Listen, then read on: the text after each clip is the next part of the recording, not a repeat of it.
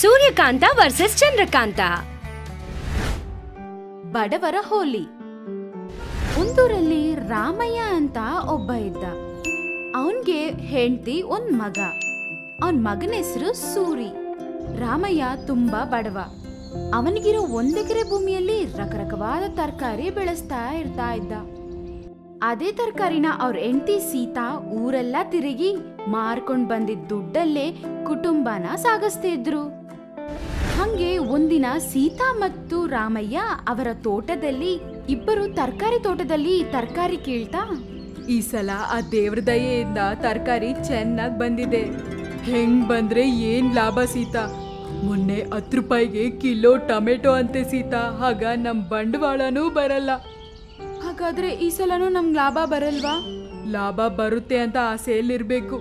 ವ್ಯವಸಾಯ ಅಂದ್ರೆ ಅಷ್ಟೇ, ಲಾಭಕ್ ಮಾತ್ರ ಅಲ್ಲ, ಏನಕ್ಕಾದ್ರೂ ರೆಡಿಯಾಗಿರ್ಬೇಕು. ಆಯ್ತಾಯ್ತು, ನೀನು ತರಕಾರಿ ತಗೊಂಡು ಹೋಗು. ನಾನು ಮೆಣಸಿನ ತೋಟಕ್ಕೆ ಹೋಗಿ ನೀರ್ ಕಟ್ಬೇಕು. ಹಂಗಂತೇಳಿ ಅವಳ ತಲೆ ಮೇಲೆ ತರಕಾರಿ ಬುಟ್ಟಿ ಇಟ್ಟು ಅವಳನ್ನ ಅಲ್ಲಿಂದ ಕಳಿಸ್ತಾನೆ. ಅವಳು ಬುಟ್ಟಿನ ತಲೆ ಮೇಲೆ ಇಟ್ಕೊಂಡು ಊರೆಲ್ಲ ಟಮಾಟ ಆಗ್ಲು, ಬದನೆಕಾಯಿ, ಕ್ಯಾರೆಟ್ಟು, ತರಕಾರಿ ಅಮ್ಮ, ತರಕಾರಿ ತರಕಾರಿ ಹಂಗಂತ ಕಿರ್ಚುತ್ತಾ ಊರೆಲ್ಲ ತಿರುಗ್ತಾ ಇದ್ಲು. ಇಲ್ಲಿ ರಾಮಯ್ಯ ತೋಟಕ್ ನೀರ್ ಕಟ್ಟಿ ಸಾಯಂಕಾಲಕ್ ಮನೆಗ್ ಬರ್ತಾನೆ. ಮನೆಗ್ ಬಂದು ಸೂರಿ ಹತ್ರ, ಏನಮ್ಮ ಅಮ್ಮ ಬಂದಿಲ್ವಾ? ಇಲ್ಲ ಅಪ್ಪ. ಇನ್ನೂ ಬಂದಿಲ್ವಾ? ಯಾವಾಗ ಹೋದವಳು?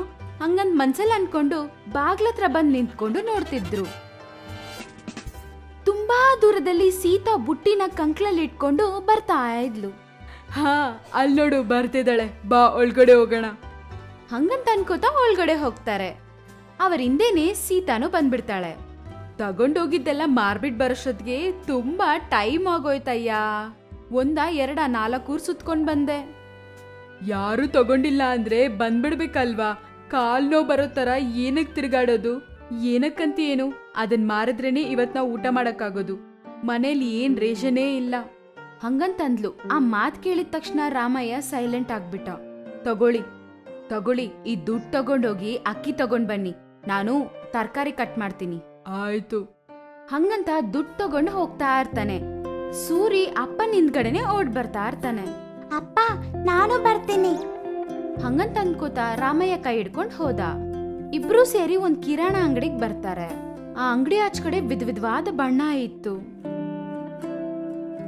ಅಪ್ಪ, ಈ ಬಣ್ಣ ಏನಕ್ಕೆ ಇಲ್ಲಿಟ್ಟಿದ್ದಾರೆ? ಏನೋ ಆ ಸೇಟ್ನ ಕೇಳೋಣ ಬಾ. ಹಂಗಂತ ಅನ್ಕೋತಾ ಇಬ್ರು ಸೇಟ್ ಹತ್ರ ಬಂದು, ಅಯ್ಯ 10 ಕಿಲೋ ಅಕ್ಕಿ ಕೊಡಿ. ಆಯ್ತಾಯ್ತು. ಏನಯ್ಯ ಸೇಟು, ಇಷ್ಟು ಬಣ್ಣ ಇಟ್ಟಿದ್ದೀರಾ ಇಲ್ಲಿ? ಬಣ್ಣ ಏನಕ್ಕ? ಕೋಮೋ ಒಳಗಡೆ ಹೋಗ್ಬಿಟ್ಟಿದ್ಯಾ ಏನೋ? 2 ದಿನದಲ್ಲಿ ಹೋಲಿ ಇದೆ, ಅದಕ್ಕೆ ಆ ಬಣ್ಣ ಬೇಕಾ ನಿಮ್ಗೆ? ಆ ಮಾತ್ ಕೇಳಿದ ತಕ್ಷಣ ರಾಮಯ್ಯ ಬಣ್ಣದ ಕಡೆ ಒಂದ್ಸಲ ನೋಡಿ, ಅವ್ರ ಮಗನ್ ಕಡೆ ಒಂದ್ಸಲ ನೋಡಿ, ಅವನ್ ಕೈಯಲ್ಲಿರೋ ದುಡ್ಡನ್ನ ನೋಡ್ಕೊಂಡು, ಹಾ ಬೇಡ ಸೇಟು, ಅಕ್ಕಿ ಕೊಡಿ ಸಾಕು. ಆಯ್ತು. ಹಂಗಂತೇಳಿ ಅಕ್ಕಿ ಕೊಟ್ಟ. ರಾಮಯ್ಯ ಅಕ್ಕಿ ಮೂಟೆ ತಗೊಂಡು ತಲೆ ಮೇಲೆ ಇಟ್ಕೊಂಡು ಮಗು ಕೈನ ಇಟ್ಕೊಂಡು ಮನೆಗ್ ಕರ್ಕೊ ಬರ್ತಾ ಇರ್ತಾನೆ. ದಾರಿಯಲ್ಲಿ ಸೂರಿ, ಅಪ್ಪ, ನನಗೂ ಬಣ್ಣ ಇಸ್ಕೊಡು, ನಾನು ಹೋಲಿ ಆಡ್ತೀನಿ. ಬಣ್ಣನ? ಬಣ್ಣ ಏನಕ್ಕಪ್ಪ, ಬೇಡ. ಏನ್ ಕೇಳಿದ್ರು ಇಸ್ಕೊಡಲ್ಲ. ನನ್ನ ಫ್ರೆಂಡ್ಸ್ ಎಲ್ಲಾರು ಬಣ್ಣ ತಗೊಂಡಿದಾರಂತೆ, ನೀನು ತಗೊಂಡ್ ಬಾ ಹೋಲಿ ಆಡೋಣ ಅಂತ ಹೇಳಿದ್ರು. ಆದ್ರೆ ನೀನ್ ಏನು ಇಸ್ಕೊಡ್ತಾ ಇಲ್ಲ. ನೋಡು ಸೂರಿ, ನಮ್ಮಂತಹ ಬಡವರಿಗೆ 3 ಹೊತ್ತು ಊಟ ಸಿಕ್ಕಿದ್ರೇನೆ ಅದೃಷ್ಟ. ಅದನ್ ಬಿಟ್ರೆ ಈ ತರ ಹೋಲಿ ದೀಪಾವಳಿ ಅಂತ ನನ್ಗೇನು ಇಲ್ಲ ಮಗ್ನೆ. ಆಯ್ತಾ, ಹೋಗೋಣ ಬಾ. ಹಂಗಂತ ಹೇಳ್ತಾ ಬಣ್ಣ ಏನು ತಗೋದೆ ಮನೆಗ್ ಕರ್ಕೊಂಡ್ ಬಂದ್ಬಿಟ್ಟ. ಅಡ್ಗೆ ಮಾಡಿ ತಿಂದ್ಮೇಲೆ ಮಂಚದ ಮೇಲೆ ಮಲ್ಕೊಂಡಿದ್ ರಾಮಯ್ಯ ಮಧ್ಯರಾತ್ರಿ ಆದ್ರೂ ನಿದ್ದೆ ಮಾಡ್ದೆ ಏನೋ ಯೋಚನೆ ಮಾಡ್ತಾ ಇದ್ದ. ಅದನ್ ನೋಡಿದ ಸೀತಾ, ಏನಾಯ್ತಯ್ಯ, ನಿದ್ದೆ ಮಾಡಿಲ್ಲ, ಏನ್ ಯೋಚನೆ ಮಾಡ್ತಿದ್ಯಾ? ಊಹೆ ಬಂದಾಗಿಂದ ಎಷ್ಟು ಕಷ್ಟ ಪಡ್ತಾ ಇದೀವಿ, ಆದ್ರೂ ಯಾವ ದಿನನೂ 3 ಹೊತ್ತು ಊಟ ತಿಂದಿಲ್ಲ. ಯಾವ ತರವಾದ ಹಬ್ಬನೂ ನಾವು ಆಚರಿಸೇ ಇಲ್ಲ. ನನಗೇ ಹಂಗಂತಂದ್ರೆ ಈಗ ನನ್ ಮಗನ್ ಪರಿಸ್ಥಿತಿನೂ ಅದೇನಾ ಅನ್ಸ್ತಿದೆ. ಈಗ ಅವನ್ಗೇನಾಗಿದೆ? ಚೆನ್ನಾಗೇ ಇದ್ದಾನಲ್ವಾ? ಏನ್ ಚೆನ್ನಾಗಿದ್ದಾನೆ. ಸಾಯಂಕಾಲ ಬಣ್ಣ ಬೇಕು ಅಂತ ಕೇಳ್ದ. ನಾನು ನಮ್ಮಂತ ಬಡವ್ರಿಗೆ 3 ಹೊತ್ತು ಊಟ ಸಿಕ್ಕಿದ್ದಿನಾನೇ ಹಬ್ಬ ಮಗ್ನೆ ಅಂತ ಇನ್ನೂ ಏನೇನೋ ಹೇಳಿ ಸಮಾಧಾನ ಮಾಡಿ ಕರ್ಕೊಂಡು ಬಂದೆ. ನನ್ಗೆಷ್ಟು ಕಷ್ಟವಾಗಿತ್ತೋ ಗೊತ್ತಾ? ಅಯ್ಯೋ, ಹೋಳಿ ಬಣ್ಣ ಬೇಕಂತ ಕೇಳಿದ್ನಾ? ಹಾ ಹೌದು. ಅವನ್ ಫ್ರೆಂಡ್ಸ್ ಎಲ್ಲ ಆಡ್ತಾ ಇದ್ರಿ, ನಮ್ಮ ಮಗ ಮಾತ್ರ ನೋಡ್ತಾ ಇರ್ತಾನೆ. ಪಾಪ ಅವನ್ ಮನ್ಸಿಗೆ ಎಷ್ಟು ಕಷ್ಟ ಆಯ್ತು. ಹಂಗಂತ ಇಬ್ರು ಸೂರಿ ಬಗ್ಗೆ ಮಾತಾಡ್ಕೋತಾ ಇದ್ರು.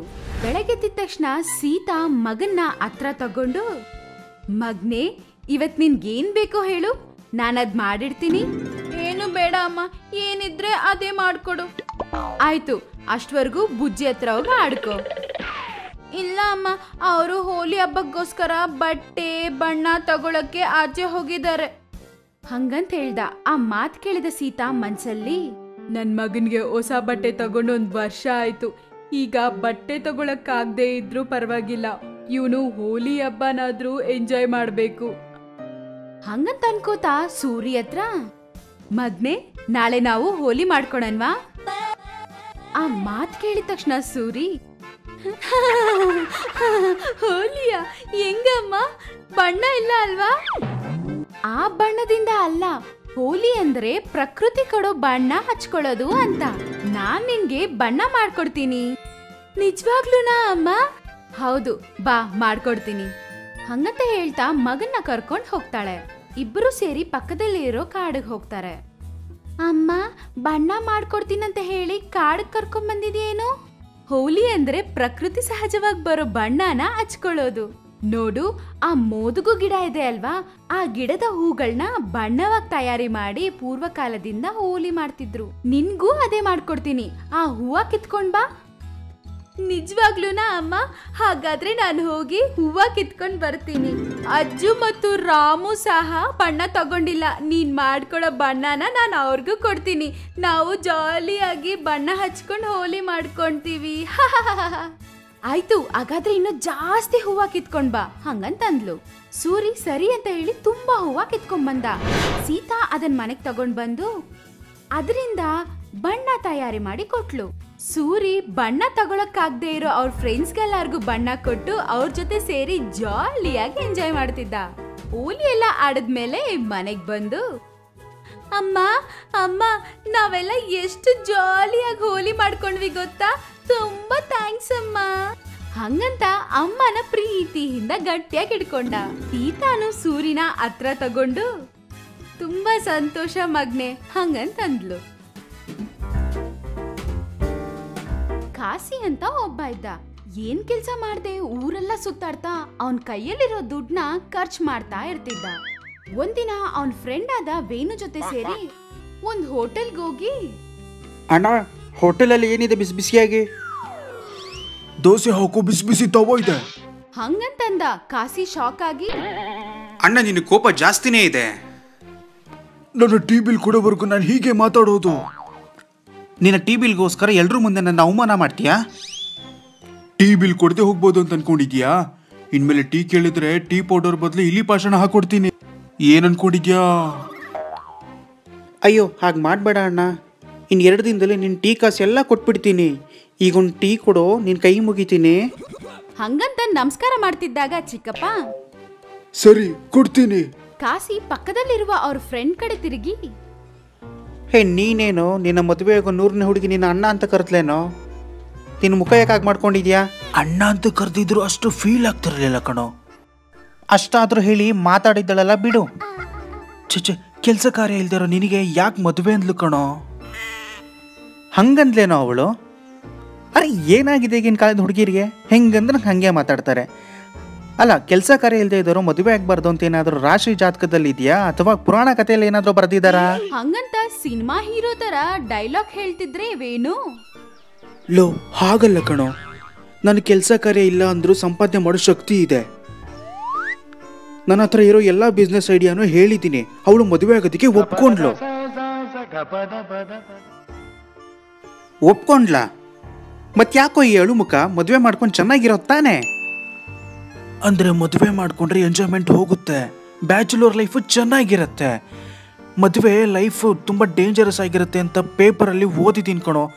ಅದಕ್ಕೆ ನಾನು ಹೀಗಿದ್ದೀನಿ. ಹಂಗಂತ ಹೇಳ್ತಿದ್ದಾಗ ಕಾಸಿ ಶಾಕ್ ಆಗಿ, ಚೆನ್ನಾಗಿದೆ ಕಣೋ, ನಿನ್ನೋಡೆ ಕಣೋ ಹೇಳಿರೋದು. ಮದುವೆ ಆಗೋ ಬ್ರಾಹ್ಮಣ ಅಂದ್ರೆ ನೀನೇ ನನ್ನ ಹೆಂಡತಿ ಆಗೋ ಅಂದ್ರಂತೆ.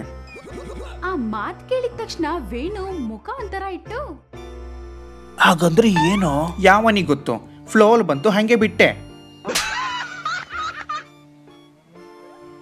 ಚೆನ್ನಾಗಿದೆ ಚೆನ್ನಾಗಿದೆ. ಅಷ್ಟಕ್ಕೂ ನಿನ್ನ ಬಿಸ್ನೆಸ್ ಪ್ಲಾನ್ ಏನು? ಏನಿಲ್ಲ ಕಣೋ, ಚಿಕ್ಕ ಬಿಸ್ನೆಸ್ಸೇ, ಆದ್ರೆ ಒಳ್ಳೆ ಲಾಭ ಬರುತ್ತೆ. ಹಂಗಂತ ಅಂತಿದ್ದಾಗ ಕಾಸಿ ಆಶ್ಚರ್ಯದಿಂದ, ಅಂತ ಒಳ್ಳೆ ಬಿಸ್ನೆಸ್ ಯಾವುದು ವೇಣು? ಹೇಳಿದ್ರೆ ಇದೇನಾ ಅಂತೀಯಾ? ಅದೇನು ಹೇಳಬೇಕು ಅಂತಿದೀಯಾ ಅದನ್ನ ಸರಿಯಾಗಿ ಹೇಳು. ಪಾನಿಪುರಿ ಕಣೋ. ಪಾನಿಪುರಿ ಕೂಡ ಒಂದು ಬಿಸ್ನೆಸ್ಸಾ? ಅದು ಬಿಸ್ನೆಸ್ ಅಂತ ಹೇಳ್ಬೇಡ ಮಾಮ, ಅದರಲ್ಲಿ ತುಂಬಾ ಒಳ್ಳೆ ಲಾಭ ಇದೆ. ಹಂಗಂತ ಪಾನಿಪುರಿ ಬಗ್ಗೆ ಹೇಳ್ತಾ ಇರ್ತಾನೆ. ಎಲ್ಲಾ ಕೈಲಿದ್ ಕಾಸಿ, ಪಾನಿಪುರಿನಲ್ಲಿ ಇಷ್ಟು ಒಳ್ಳೆ ಇನ್ಕಮ್ ಇದೆಯಾ? ನನಗೆ ಮುಂಚೆನೆ ಗೊತ್ತಿದ್ರೆ ಯಾವಾಗಲೂ ಬಿಸ್ನೆಸ್ ಶುರು ಮಾಡ್ತಿದ್ದೆ, ಒಳ್ಳೆ ದುಡ್ಡು ಕೂಡ ಮಾಡ್ತಿದ್ದೆ. ಪರವಾಗಿಲ್ಲ ಬಿಡು, ಮತ್ತೆ ಶುರು ಮಾಡ್ತೀನಿ ಇವಾಗ ಬಿಸ್ನೆಸ್. ಹಂಗಂತ ಮನ್ಸಲ್ಲಿ ಅನ್ಕೊಂಡು ಆಚೆ, ಲೋ, ನೀ ಹೇಳೋದು ಕೇಳಿದ್ರೆ ನನಗೂ ಬಿಸ್ನೆಸ್ ಶುರು ಮಾಡಬೇಕು ಅಂತ ಅನ್ನಿಸ್ತಿದೆ. ನೀವು ಅಂದರೆ ನೀನೊಂದು ಕಡೆ ನಾನೊಂದು ಕಡೆ, ಇಬ್ರು ಬಿಸ್ನೆಸ್ ಶುರು ಮಾಡೋಣ, ಏನಂತೀಯಾ? ಸರಿ ಕಣೋ, ಮಾಡೋಣ. ಹಂಗಂತ ಅನ್ಕೊಂಡು ಇಬ್ರು ಒಂದೊಂದ್ ಜಾಗದಲ್ಲಿ ಪಾನಿಪುರಿ ಬಿಸ್ನೆಸ್ ಇಡ್ತಾರೆ. ಇಬ್ಬರಿಗೂ ಗಿರಾಕಿ ಚೆನ್ನಾಗಿ ಬರ್ತಿತ್ತು. ಸ್ವಲ್ಪ ದಿನದಲ್ಲೇ ತುಂಬಾನೇ ಚೆನ್ನಾಗಿ ದುಡ್ಡು ಸಂಪಾದನೆ ಮಾಡ್ತಾರೆ. ಒಂದಿನ ಕಾಸಿ ಪಾನಿಪುರಿ ಅಂಗಡಿ ಹತ್ರ ಮೋಟು ಅಂತ ಒಬ್ಬ ಬಂದು, 10 ರೂಪಾಯಿಗೆ ಎಷ್ಟು ಕೊಡ್ತೀಯ ಅಣ್ಣ? 10 ರೂಪಾಯಿಗೆ 4. ಸರಿ ಅಣ್ಣ, 1 ಪ್ಲೇಟ್